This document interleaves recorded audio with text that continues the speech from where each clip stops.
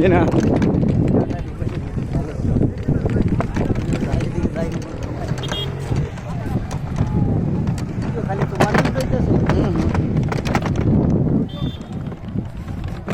video দেখলেই কইতে পারবা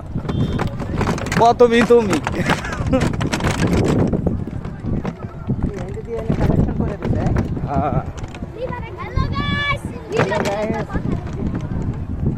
সুন্দরই তো লাগতেছে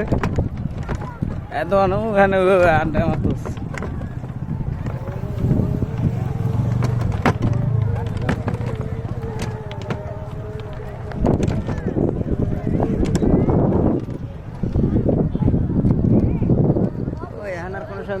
বাজার গেলে এমনি যাইব না